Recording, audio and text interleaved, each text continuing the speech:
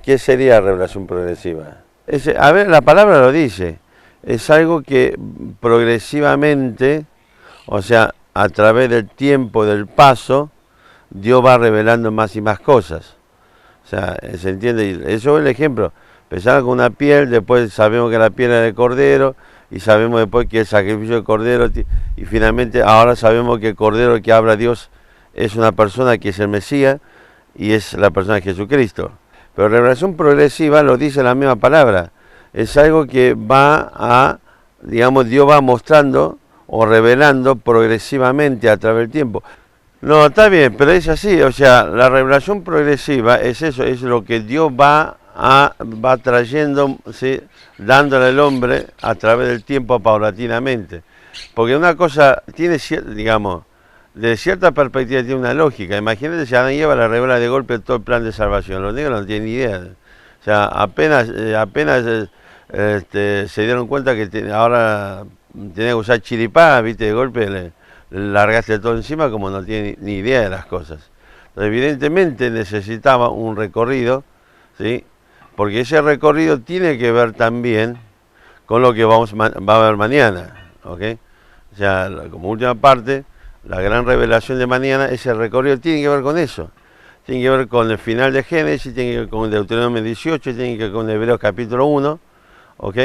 Entonces, es lo que es Hebreos 1.1 cuando dice que, hablando precisamente de este concepto de revelación progresiva, dice que los postreros tiempos, hablando de nuestro Padre, por medio de qué cosa? Sueños, visiones, profetas, ¿ok?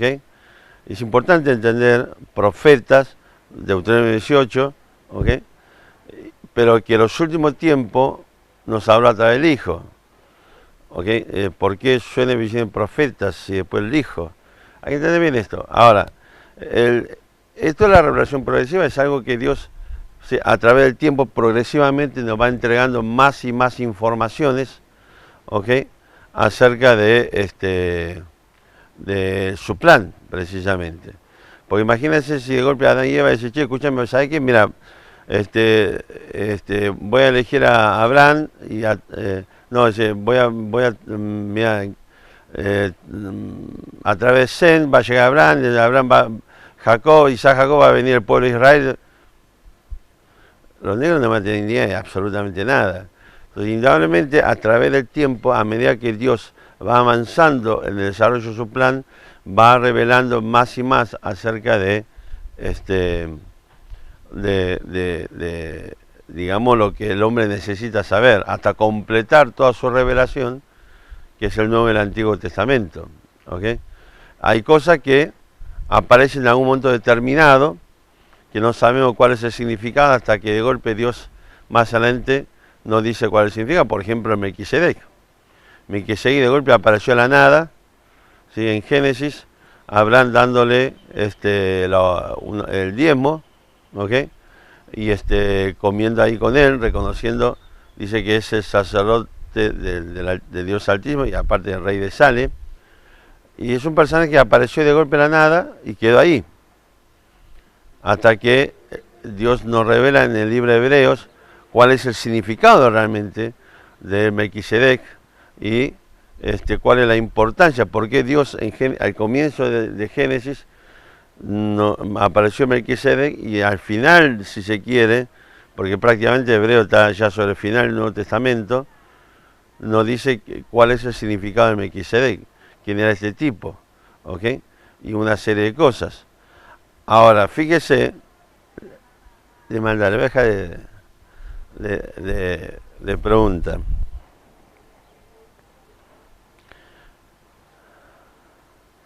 ¿Qué hubiese pasado? A ver, ¿qué hubiese pasado con nosotros? ¿Qué hubiese pasado con la intercesión de Cristo si no hubiese existido Melquisedec? ¿Se entiende? Escúchame una cosita. 1 Pedro 2.9 dice claramente que somos ¿qué cosa? Real ¿qué? Sacerdocio. Parte de uno de los puntos del distintivo bautista, queremos el sacerdocio de todos los creyentes. ¿Ok? todos los creyentes en Cristo, todos los que hemos sido salvos, somos sacerdotes de Dios. Tenemos acceso directo a Dios sin necesidad de intermediación alguna. ¿Ok? ¿Por qué motivo? Porque nuestra entrada al cielo o a la presencia de Dios está garantizada precisamente porque dice Hebreo, tenemos un sumo sacerdote y nos exhorta a acercarnos con confianza. ¿Estamos? ¿Queda claro hasta acá? Sin Melquisedec, esa intercesión no podría haberse realizado. El tema es que Melquisedec tenía que aparecer con Abraham y no con, qué sé yo, con Jacob, o con Judá, qué sé yo, lo que sea. Tenía que aparecer sí o sí con Abraham, tenía que ver con cosas posteriores, pero el punto central es que Hebreo nos dice una cosa muy interesante, nos revela Dios en esta revelación progresiva. Allá apareció Melquisedec, apareció y desapareció, y reaparece en Hebreos, y nos cuenta una cosa muy interesante acerca de Melquisedec, ¿ok? Y acerca de, fíjese interesante, el doble oficio de Melquisedec. Bueno, escúchame una cosita, ayer empezamos a hablar un poco acerca de, llegamos a este punto donde dijimos que Satanás al fin y al cabo no tuvo la forma de impedir que Dios concrete su obra bajo ningún punto de vista, no solamente eso, sino que además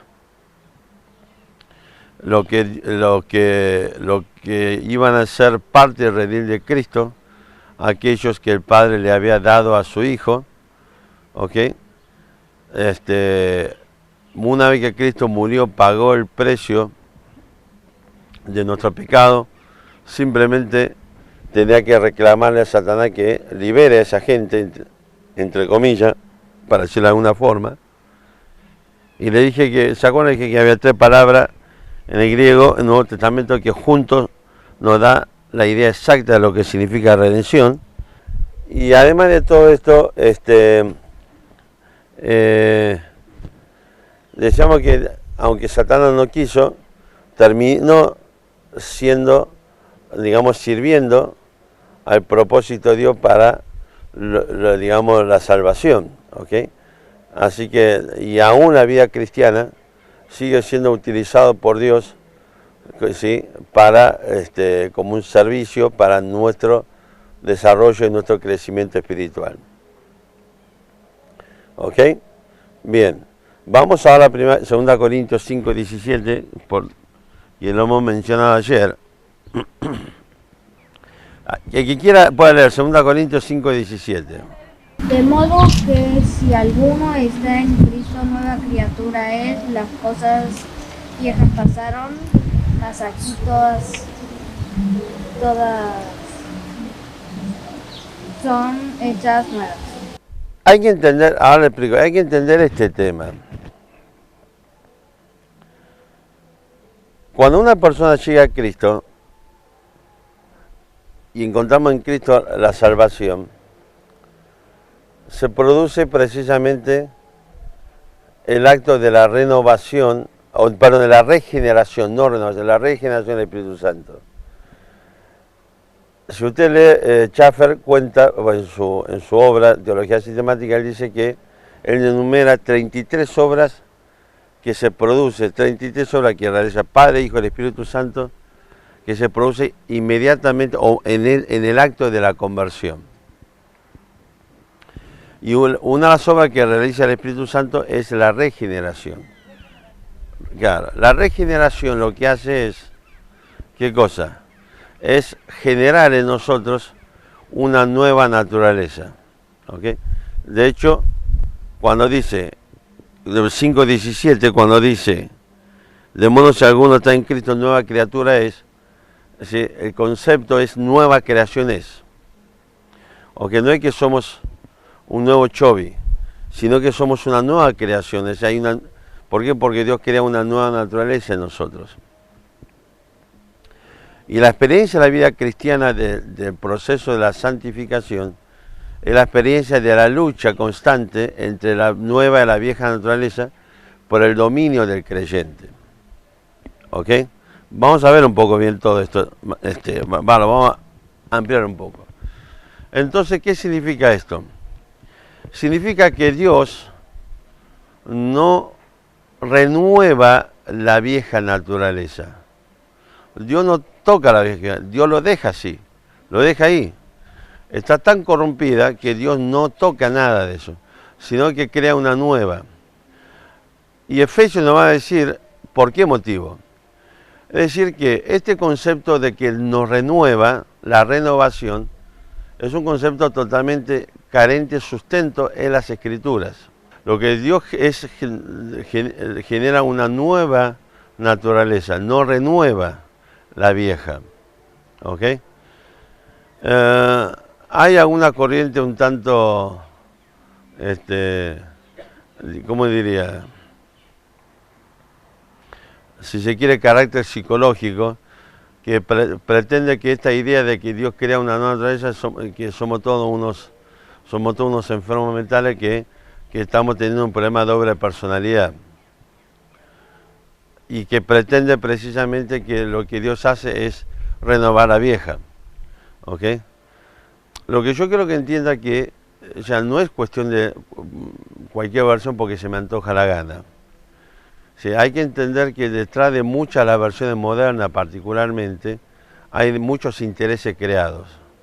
¿Sí? Y hay que tener mucho cuidado. Y por supuesto discutiremos después sobre qué, digamos, conjunto manuscrito, digamos, son más fiables o no. Por supuesto, toda la corriente del texto crítico va a cuestionar lo que es el texto recepto, el texto recibido, ¿ok? Aunque para ser honesto, el texto recepto tiene, digamos, una importante, ¿cómo diría? Similitud con el texto mayoritario, que son los textos más antiguos, por ejemplo, ¿ok? Y la pellita. Ahora, el texto crítico ya la cuestión básicamente es que el texto recibido que armó el amo son copias más antiguas, y se supone que el texto crítico más nuevas, el texto crítico son más antiguas, porque data del siglo IV promedio de Cristo, ¿ok? Aunque digamos, la realidad es que nosotros el texto recibido vamos hacia el texto mayoritario, que es anterior al texto crítico. Bueno, es toda una discusión en el mundo académico sobre esta cuestión. Pero lo cierto es que en las traducciones modernas de la Biblia hay que tener cuidado porque hay muchos intereses en juego. ¿Okay? De tal forma que han deformado, por ejemplo, Hechos 16:31, cuando Pablo le dice al carcelero de Filipo, ¿sí? Digamos, ¿qué debo hacer para ser salvo? Y le dice, cree en el Señor Jesucristo y serás salvo tú y tu familia. Y ahí aparece 2 comas, que hay versiones modernas para defender o para usarlo, para defender la burrada, la herejía que predican muchos sectores renovados, que si vos crees toda tu familia son salvos. Entonces, ¿qué hacen? Deforman en la traducción la gramática del versículo para poder defender una mentira que predica a los hombres. O sea que en vez de adaptar sus enseñanzas a la palabra de Dios, deforman la palabra de Dios para adaptarlo a sus enseñanzas. Bueno, esto es muy común, pues hay que tener mucho cuidado. ¿Ok? Entonces, volviendo a lo que estamos hablando. El tema es lo siguiente. La realidad es que cuando creemos en Cristo, ¿sí? Dios, el Espíritu Santo, crea una nueva naturaleza en nosotros. ¿Cómo es esta naturaleza? Vamos a Efesios capítulo 4, 22, 23 y 24. ¿Alguien que lo quiera leer? En cuanto a la pasada manera de vivir, despojado del viejo hombre que está viciado conforme a los deseos engañosos, y renovaos en el espíritu de vuestra mente, y vestidos del nuevo hombre, creado según Dios, en la justicia y santidad de la verdad. ¿Ok? Fíjese que nos dice el viejo hombre que está viciado conforme a los deseos engañosos. El nuevo hombre que fue creado según Dios, ¿en qué cosa? En la justicia y la santidad. Y lo que venimos hablando estos días, en el medio que aparece, versículo 23, renovaos, ¿qué cosa? El espíritu, vuestra mente. ¿Ok? Porque la orden de Dios es despojar de de un saque, es decir, es una decisión, el viejo hombre y vestirnos el nuevo. Pero el problema es que no vamos a querer despojarnos del viejo hombre en tanto en cuanto nuestra mente sigue viendo que el nuevo hombre, conforme a los deseos engañosos, es bueno. Y no vemos que la justicia y la santidad de Dios es mejor o es bueno realmente. Y bueno, el problema es lo que pasa con nuestra mente. ¿Ok? Porque en tanto en cuanto tu mente siga sintonizando con la mente de Satanás, del viejo hombre, nunca vas a ver que la santidad y la justicia de Dios es buena. No vas a ver que la voluntad de Dios es buena. Ese es el problema. ¿Okay? Entonces, esta idea de la renovación de nuestra mente, básicamente es la idea que, sepan esto, nosotros vivimos durante mucho tiempo sin Cristo, no sé cuánto tiempo, puede ser 10 años, puede ser 15, puede ser 30, puede ser 50, no importa en qué momento usted llegó a conocer a Cristo como su Salvador. Pero en el tiempo que usted conoció a Cristo, viene no solamente ya con la mente programada de la vieja naturaleza, pero que además tuvo la posibilidad de desarrollar o en el terreno práctico el recorrido de esa mente. ¿Ok? Tuvo la posibilidad, o sea, pudo ejercitar esa mente, más todas las otras cosas que se le fue pegando en el camino. El gran problema cuando llegamos a Cristo, nos encontramos con que Dios tiene otras cosas en su mente, digamos, para el hombre, y comienza un proceso, digamos, de conflicto realmente. Indudablemente, Pablo de Corintios 7 describe este conflicto, cuando habla de la ley en su mente y la ley en su cuerpo. ¿Okay? Entonces, lo que hay que entender es esta idea básicamente. En tanto y en cuanto nuestra mente no es renovada por la obra del Espíritu Santo mediante la palabra de Dios, ¿ok? Entonces vamos a seguir pensando como el viejo hombre y viendo que lo que realmente las premisas establecidas por el viejo hombre son buenas, ¿ok? Y no vamos a apreciar lo que significa la justicia de Dios, lo que es la santidad de Dios. Por ejemplo, ¿por qué tenemos un conflicto permanente acerca de lo que para mí es bueno, lo que es correcto, con respecto a lo que para Dios es bueno y correcto? En las cosas cotidianas nos pasa esto. Fíjese una cosita, algo tan simple. Para mí es bueno faltar a la reunión un domingo para ir a celebrar el Día de la Madre con mi vieja. Humanamente hablando, eso es correcto, eso es bueno. Pero el gran problema es que Dios te dice otra cosa. Por ejemplo, nunca la Biblia nos exhorta a congregarnos, siempre y cuando que no aparezca otra cosa que podamos reemplazar el congregarnos correctamente o debidamente. U otras decisiones que nosotros podamos tomar sobre la base de lo que para mí es bueno y no importa lo que Dios dice. Como nosotros, aún en el mundo evangélico, a través de la cultura y de la tradición, invalidamos principios de la palabra de Dios. Y no queremos que se nos enseñe algo diferente.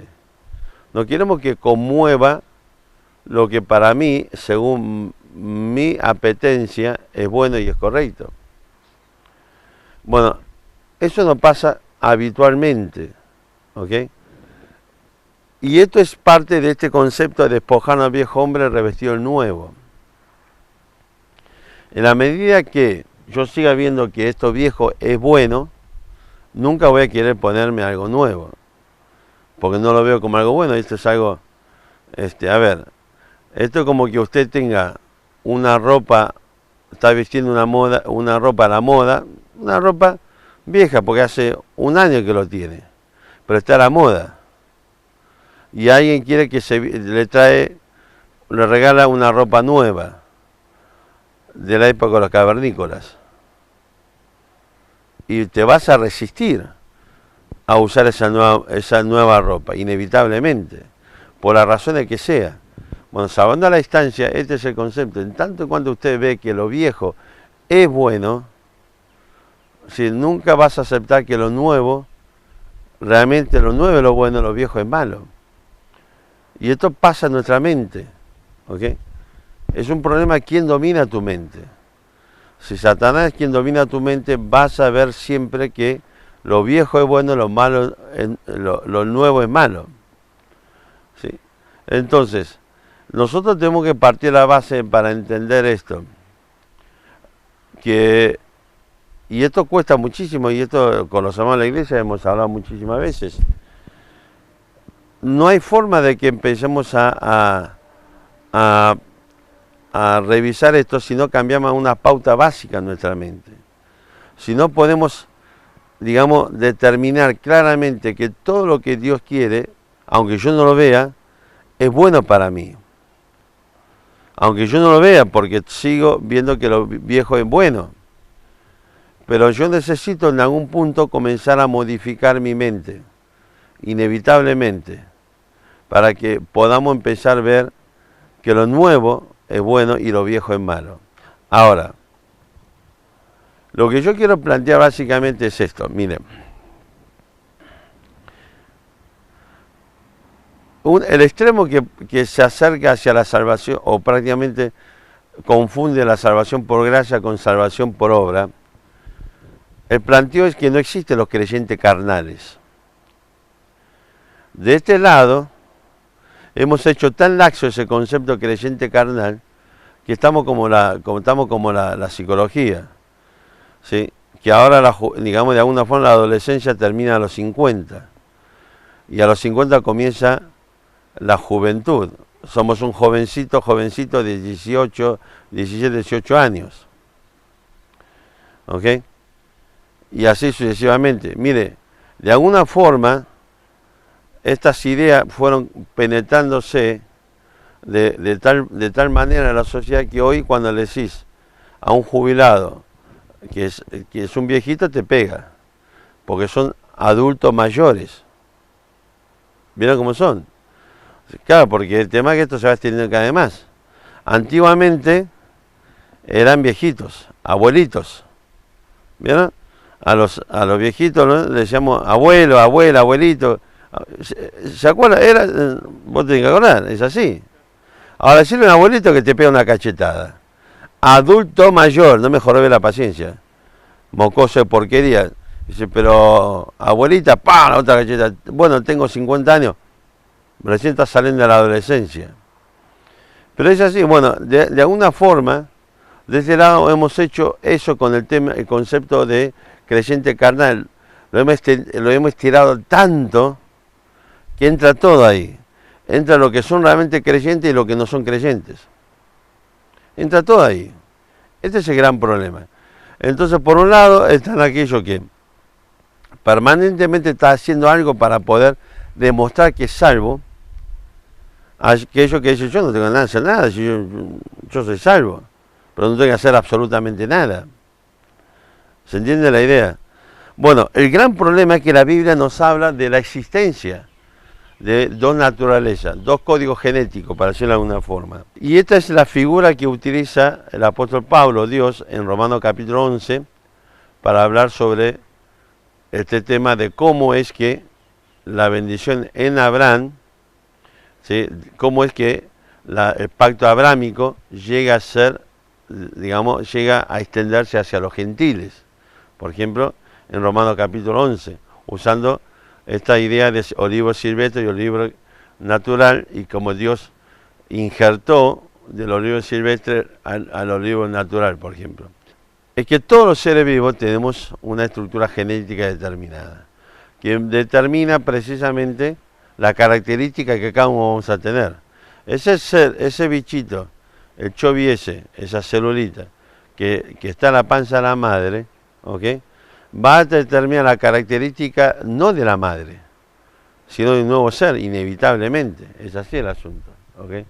Entonces, el hecho es que cuando nosotros hemos caído en pecado y hemos entregado, y Adán le entregó el señorío que Dios le dio, se lo entrega a Satanás, ¿ok?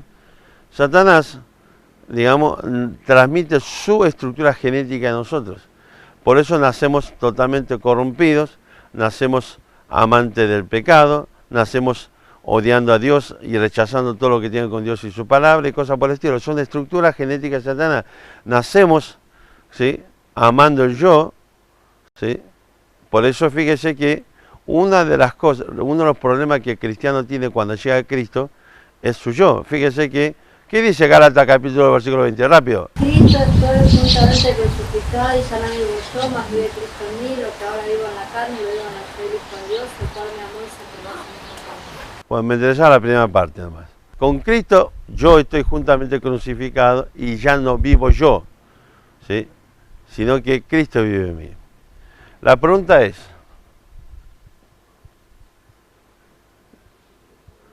¿cuál es el conflicto con el yo?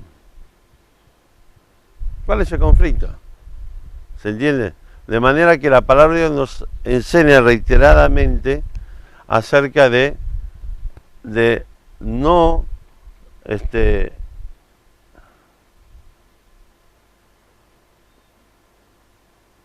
entronar al yo, sino todo lo contrario, destronar al yo. Es más, la Biblia reiteradamente nos enseña que esto, ¿qué hace?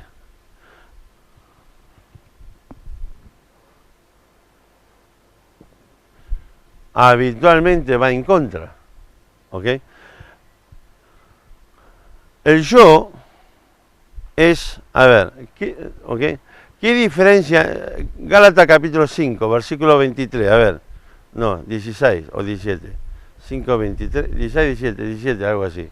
¿Qué dice? Porque el deseo de la carne es contra el espíritu y el espíritu es contra la carne.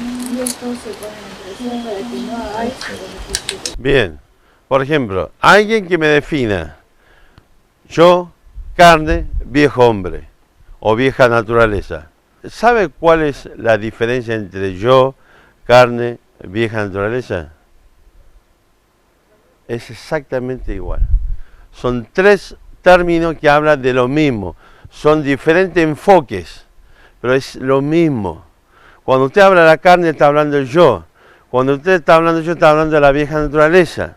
Son exactamente iguales, ¿ok? Son tres enfoques diferentes, pero estamos hablando de los mismos, ¿ok?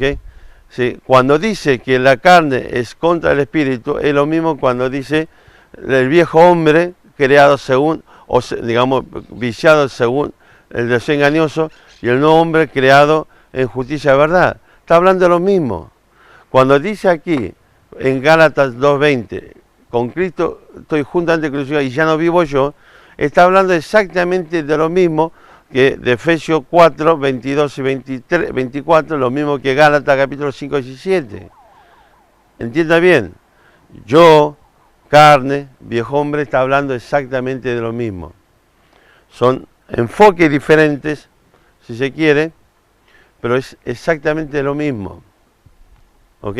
No es que tenemos que vencer el yo, vencer la vieja naturaleza y vencer la carne. Es exactamente igual. Así que el tema es esto, escúchame, está hablando de lo mismo. Es esa vieja naturaleza que está en contra de Dios. Es un conflicto constante, permanente. Entienda, no es que la carne es una cosa y el yo es otra cosa. Pero este yo, ¿cuál es el problema entonces que con el yo? ¿Se acuerdan? Yo les dije, ¿por qué Dios dice que tenemos que crucificar el yo, el viejo hombre? Efesios 4, porque está viciado. Cuando algo está viciado, no sirve. Fíjese un detalle. Mire, hasta en el mundo, se entiende, si usted alguna vez fue a un centro de rehabilitación de drogadicción, ¿sí? Una de las cosas que el drogadicto, por ejemplo, cuando llega a estos centros de rehabilitación, ¿sabe qué le van a decir? Acá no vas a hacer nunca lo que vos decidís. Vos vas a obedecer lo que otros deciden por vos. ¿Okay? El drogadicto no puede hacer su voluntad porque su voluntad está totalmente viciada. Porque donde el tipo hace su voluntad es para ir a drogarse. Donde hace su voluntad es para seguir drogando. ¿Okay? El tipo no le importa, entre comillas, robar un banco para enriquecerse. El tipo quiere robar un banco para seguir comprando droga. Porque la droga lo domina de tal manera que toda su voluntad está bajo, digamos, el señorío de la droga. Cuando nosotros llegamos a Cristo, estamos en la misma situación. Toda nuestra vieja naturaleza, está bajo el dominio de Satanás. Y vamos a hacer lo que el diablo quiere. Tal es así que Cristo, en Juan 8, hablando de los judíos, pero es extensivo a todo el mundo, cuando dice, vosotros, dice, la voluntad de vuestro Padre, el diablo, es lo que ustedes hacen. Inevitablemente. Entonces, el problema acá es esto. Esto siempre va a estar en oposición. Siempre. Y la vida cristiana es el proceso donde nosotros vamos a tener que determinar quién es el que va a tener control, dominio sobre nosotros.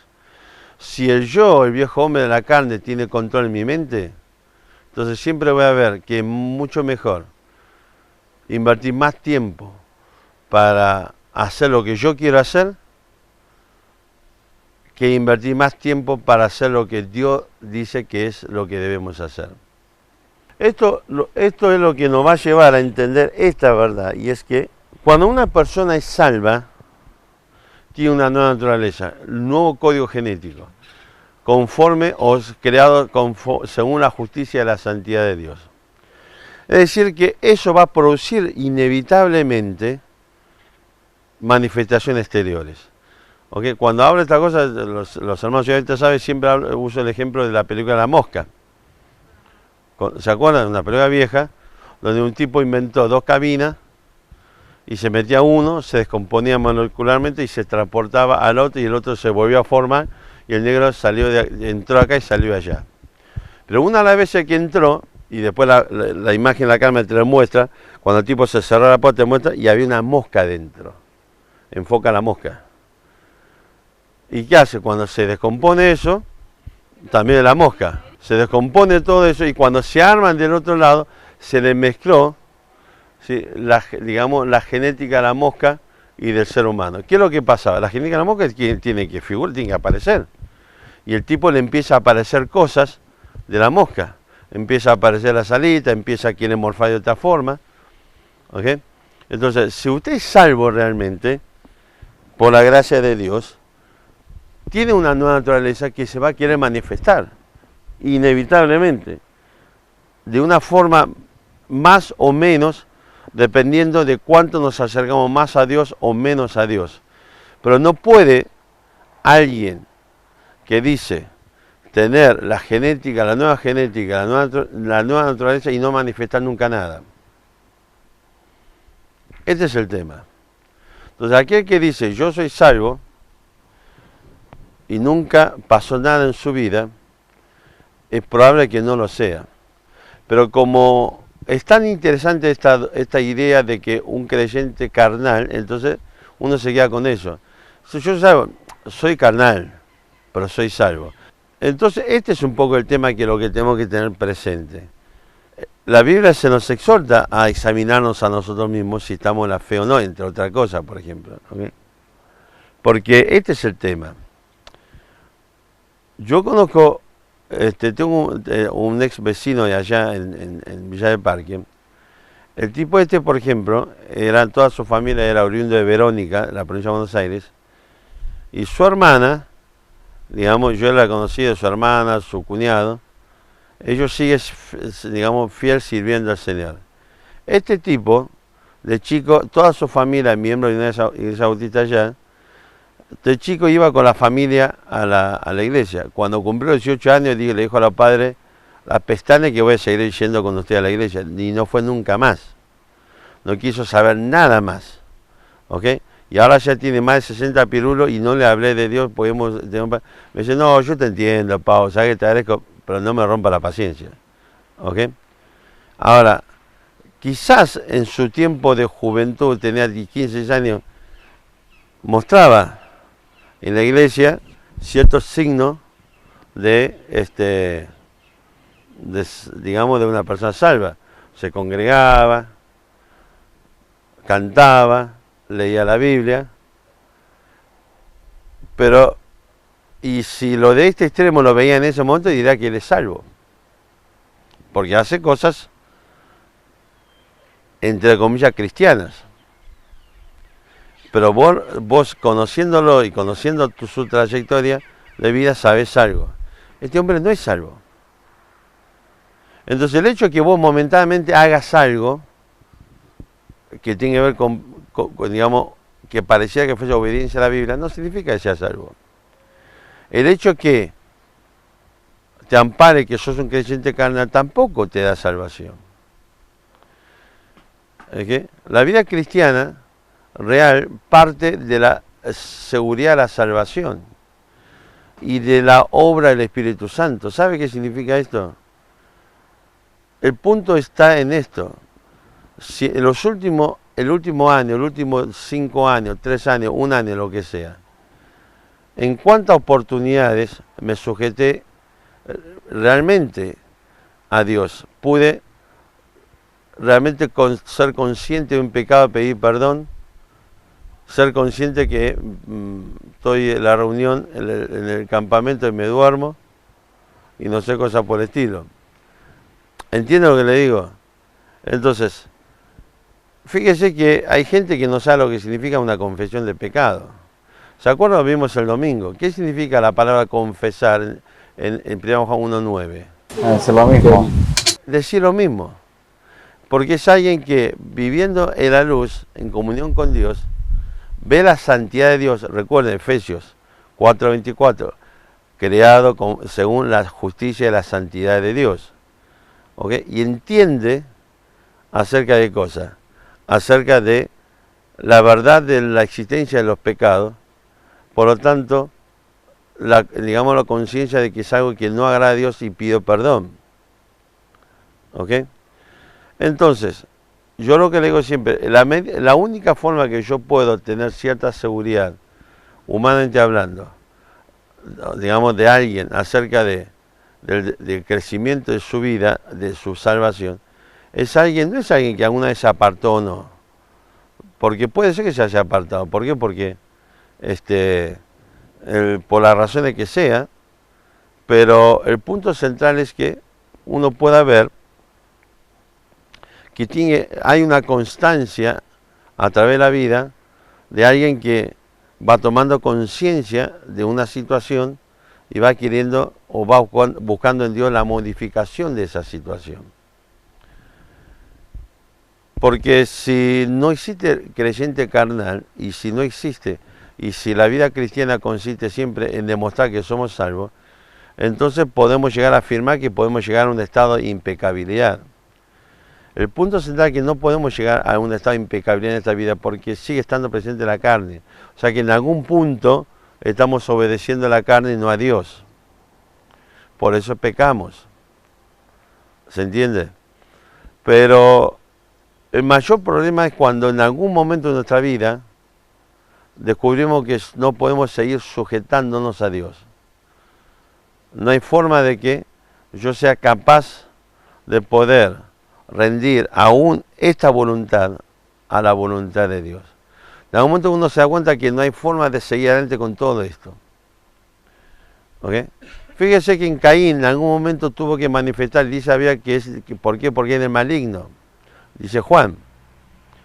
¿En qué tipo en algún momento no decidió que no podía seguir sujetándose a Dios para que sea conforme a como Dios estableció el método de la salvación, por el medio del sacrificio de un cordero?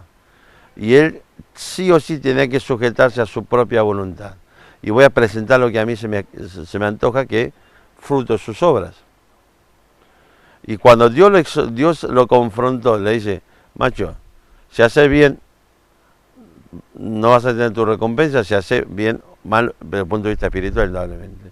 Si haces mal, flaco, tenés el castigo de la puerta. ¿Y qué hizo Caín? No voy a aceptar lo que vos me estás diciendo, sino que voy a seguir haciendo mi propia voluntad. Fíjese que este concepto, analice su vida y pregúntese realmente cuáles son las áreas que usted hoy no puede sujetarse a Dios. Y si está dispuesto a hacerlo, y va a comenzar realmente un proceso en su vida de aún hoy rendir esta parte de mi vida a la voluntad de Dios. Porque en definitiva, esta confrontación entre el viejo hombre, entre la carne y el espíritu, entre el yo que sea crucificado o no, es la experiencia de la vida cristiana en este proceso donde uno permanentemente lucha para que su voluntad sea eliminada o lo más eliminado posible para que prevalezca más y más la voluntad de Dios. ¿Por qué? Porque en este proceso es que estamos entendiendo que la voluntad de Dios es buena, es agradable, es perfecta. En este proceso que estamos entendiendo que la santidad, la justicia de Dios está por encima y es infinitamente mejor o es lo mejor respecto de, digamos, el engaño y el vicio, digamos, del viejo hombre. Y esto es lo que la palabra de Dios nos enseña y la exhortación de Pablo en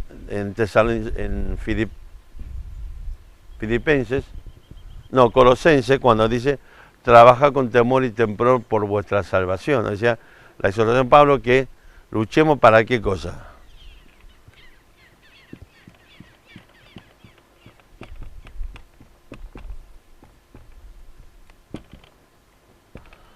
Santificación.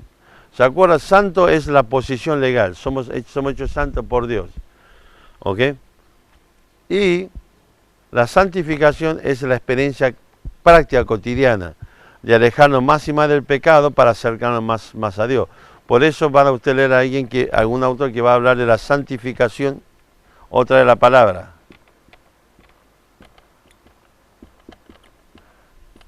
Progresiva. Es decir que usted tiene que examinar su vida y ver que el alejamiento del pecado, del mundo, del dominio del viejo hombre, de Satanás, se ve, digamos, ¿de qué forma se ve? Se ve a través de qué cosa. Fíjese un detalle, mire, muy simple. Cuando usted sabe, es decir, ¿cuántas veces le ha pasado que usted está detenido, de golpe siente que en el coche y siente que el coche se mueve? Y usted está, pero tiene pie en el freno, o sea, no puede moverse el coche. Lo que pasó fue que el coche al lado se movió. Es decir que ese movimiento de un coche que está al lado desnuda qué cosa, que usted está detenido, inevitablemente. Entonces, a veces nosotros queremos, una persona que no creyó en Cristo, quiere vivir esta ilusión. Siento que me estoy moviendo, pero es el otro que se mueve. La santificación progresiva siempre es un proceso donde más y más nos alejamos del pecado y más nos acercamos a Dios. ¿Cómo sé que esto es, que está habiendo esta progresión en mi vida? Bueno, una de las formas es esto. ¿Cuánto es lo que yo he entregado en sujeción a la voluntad de Dios, mi voluntad a la voluntad de Dios, en el último año en mi vida? ¿Ok? ¿Cuánto es lo que no lo he hecho? ¿Ok? Mire, yo siempre, hay veces hay hermanos con los que yo converso y le digo lo siguiente. Cuando viene me dice, no, que si sos salvo no lo soy, y hay gente que está apartada, yo siempre le digo lo siguiente, mira macho, yo te voy a explicar algo. Si vos sos salvo, vas a manifestar, digamos, algo, digamos, inherente a una persona que tiene vida. ¿Sabe qué? Se mueve. El niño que nació vivo se mueve, llora. Usted imagínese el niño que nació y vos decís, Doc, no se mueve. ¿Está muerto? No, está vivo. ¿En serio? Sí, no respira, está vivo. ¿Sí? Lo levantás, lo reventás cachetada, no llora. Y queda todo colgando con una goma. O sea, esto es inevitable. El niño que nace vivo va a moverse, va a mostrar algo característico de una persona que está viva. Entonces yo siempre le digo, mira, mientras tanto, no me preocupa si en 10 años te moviste medio centímetro. Me preocupa que vos en 10 años no te muevas. Entonces yo siempre le digo, si vos querés volver al Señor, no, a mí no me preocupa que sea lento. Mientras vos te muevas, te voy a acompañar. Ahora, no me hagas perder tiempo, macho. Si no te mueves, yo no te voy a estar al lado tuyo para perder tiempo. Entonces, este es ese concepto. Entonces, mientras usted ve este movimiento progresivo en su vida hacia Dios, entonces puede estar tranquilo. El día que se detuvo o no se mueve, bueno, y vive de la ilusión del movimiento de otro y cree que usted se está moviendo. Entonces, ese es el momento de que poner la vara en remojo y ver qué es lo que está pasando en tu vida. ¿Por qué es que padres, no, digamos, permite que Satanás controle tu mente y nos ponemos más, ¿qué cosa? Más papista que el Papa, más misericordioso que Dios? Porque hasta donde yo sé, cuando Dios nos mandó a congregarnos, y de hecho la iglesia es la única institución que Cristo ha establecido aquí en la tierra, ¿ok? No dijo, papá, ay, pobre, mira, hace frío, deja que tu hijo siga durmiendo. ¿Dice eso? No. Se nos exhorta a disciplinar a nosotros y que nuestros hijos aprendan la disciplina de servir y, digamos, y agradar a nuestro Dios. ¿Se entiende la idea? Entonces a veces los padres nos ponemos en estúpidos y dicen, pobre, que duerma, que uy, durmió tarde. ¿Por qué no necesita dormir temprano? ¿Ok? ¿Entienden lo que le digo? Este es el concepto. Pero después decimos que somos salvos, pero mi vida no tuvo movimiento. Y es gravísimo esto. Y los padres vieron que pasa eso habitualmente. Los padres, ¿qué hacemos? Vieron que los padres siempre ven a sus hijos perfectos. Vieron que hay padres que vos te acercas y decís, che, mirá, ¿por qué no lleva al oculista? Porque el otro día tu hijo se sentó en una fila más atrás y ya no veía nada. Pero lo he observado que está sentado adelante, está así. Pone el ojo de Pastor Pau para poder ver algo. No, dejate, mi hijo es perfecto. Tiene una visión de 100%, 1000 sobre 1000. Y un poco mal tiene un ojo biónico. ¿Ya? Oye, pero che, negro, llévalo porque tu hijo está rengueando. Mi hijo es Usain Bolt.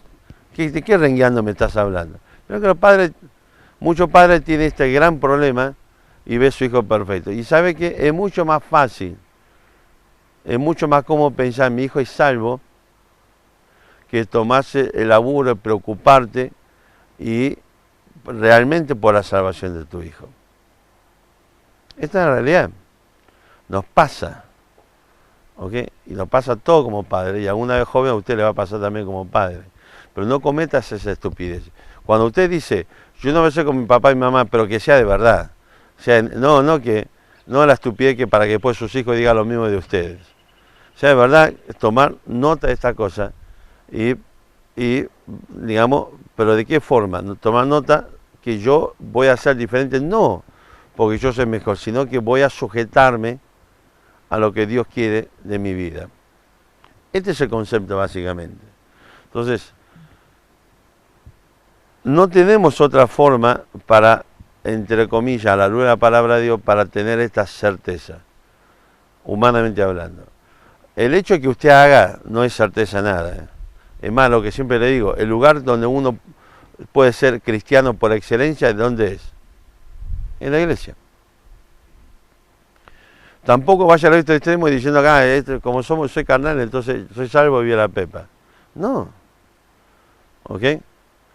Porque realmente la nueva naturaleza nos impone obligatoriamente el movimiento pendular del viejo hombre, del mundo, del pecado, hacia Dios. Algunos se mueven más rápido.